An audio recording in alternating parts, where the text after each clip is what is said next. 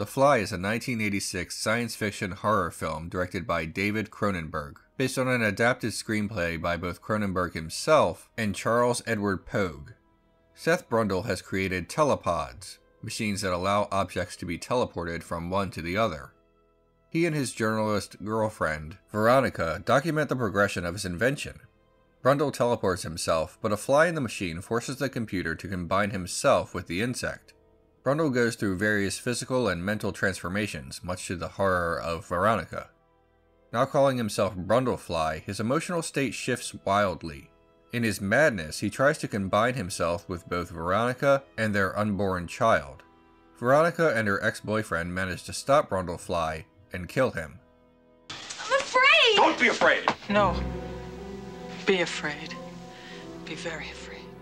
The Fly, sometimes accidentally and sometimes purposefully, touches upon and in some cases fully explores various philosophical arguments about humanity, most of them pertaining to personal identity.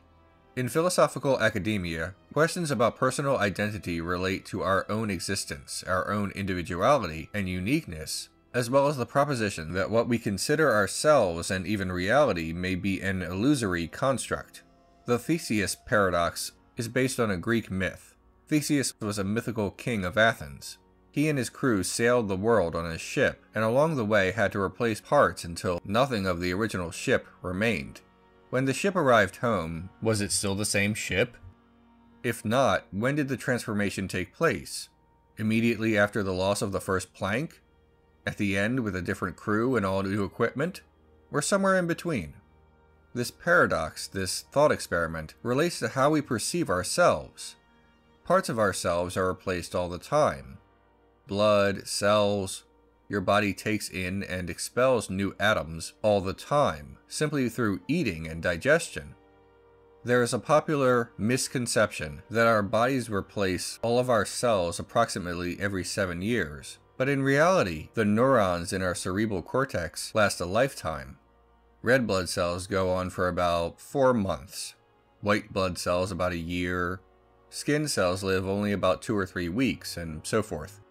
Anyway, the thought experiment about replacing parts relates to the Fly in 2 ways. First, when Brundle is struck by the electricity of the telepod and apparently re-emerges on the other telepod, is he being transported or is he being killed and replaced by a new Brundle altogether? Brundle, like all human beings, is a collection of atoms that are shaped and interact in a certain way that Brundle believes he is Brundle. We believe we are ourselves. If the transporter in The Fly is anything like the transporters in other popular science fiction, Brundle's atoms are broken down and then reintegrated in a different place. If the atoms are arranged exactly the same way, then Brundle is still Brundle. If you step into the telepod and come out the other end, hopefully not as a monster, then you are still you. However, the perfect reassembly of atoms might be too hopeful of a result to be true.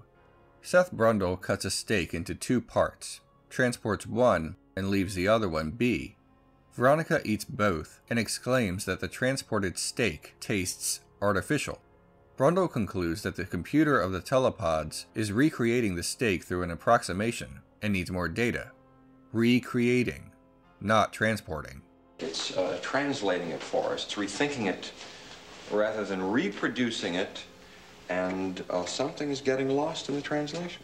Even with the new data that Brundle creates in order to use living matter, namely himself, isn't the telepod's fundamental function unchanged? Isn't he still destroying matter and recreating it instead of transporting it? Just because he, when he comes out, does not seem artificial like the steak, that does not change the fact that this new Brundle is a recreation. This is not a matter of a human being flying on a plane and then being the same person at the end of the journey. This is a matter of a human being torn into millions of pieces. That human is dead. What the telepod does might be more akin to a fax machine. This brings up several physical and philosophical nightmares. Did Brundle die? If he did, was it the atom disintegration or simply the break in consciousness? Because we lose consciousness all the time. If he is just as much Brundle after as he was before, then what does that say about how we view ourselves as individual people? If the telepod malfunctioned and created Brundle by scanning his DNA instead of blasting him out of existence, wouldn't that prove that the telepod always kills the user? Would the duplicate Brundle and the Brundle that stepped into the telepod be the same person? I can't claim to have all the answers. Brundle's atoms are combined with those of a fly. Using the Ship of Theseus thought experiment, at what point did Brundle stop being Brundle? Immediately after the transportation sequence? Either for any of the reasons I listed before, or because his body has new atoms. Maybe once he started exhibiting symptoms? Once he crossed some kind of halfway point between human and fly? Or only at the end? The computer no longer recognizes his voice command after he transforms further. The computer has decided that Brundlefly is not Seth Brundle. Someone once said that one cannot step in the same river twice, which is a way of saying that everything is in a constant state of change. Everything in the universe is changing all the time. The Ship of Theseus is not only a new ship by the time it arrived home or changed its first plank, but it was a new ship the moment anything happened to it at all. The first time someone stepped on it. The first time atoms that were not its own touched it. Even the wind touching it. This is problematic because that means the ship is never the ship as we perceive it. And Brundle is never a static Brundle. And we are never a unique person. Never a persistent identity that we would choose to believe that we are. The universe is not a snow globe without the snow, a static image. The universe is moving. We are moving. Replacing parts. Gaining new atoms through everything from respiration to digestion. Brundle, obviously, is changing. He is turning into a big gross fly monster, but we are all changing. Every second of every day, simply in ways that are less perceptible than in this film. This might be a frightening concept to some because we place so much value on our personhood, cogito ergo sum, but our thoughts might only be a byproduct of a more illusory experience of personal identity. Are Brundle and Brundlefly the same person? Well, some philosophers believe something is only identical if it behaves identically, and obviously they do not. Some posit that a being has essential qualities and accidental qualities.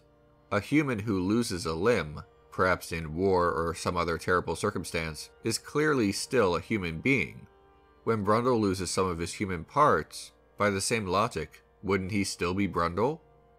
Body theory is the concept that you are your body, but many philosophers, like John Locke, believe that your consciousness is your true self, and that you are connected to who you once were through memories. This is called memory theory. Brundlefly does not just remember Brundle, he remembers being Brundle.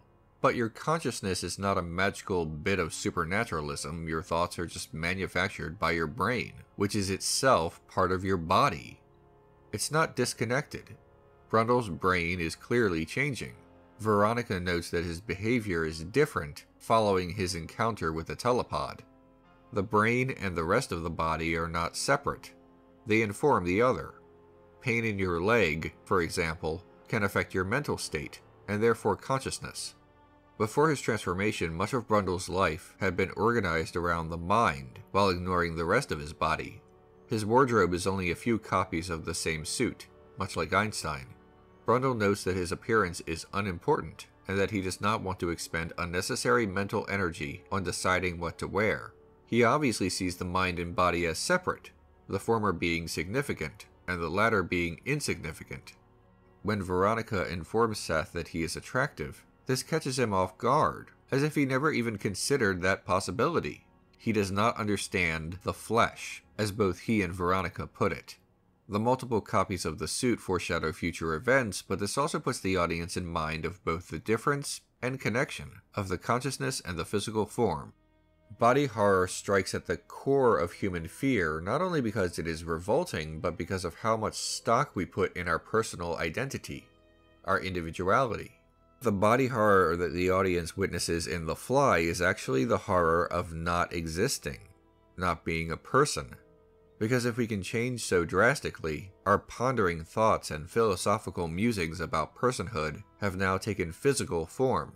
A visual representation of loss of identity, and even a revelation that we may never have had one in the first place.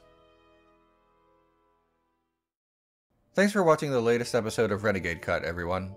If you want to support the show, you can click the orange link to my Patreon. That's how all of this happens. If you want to subscribe and never miss an episode, click on the red link. If you want to watch more, there are some recommended videos below. I'll see you next week for another episode.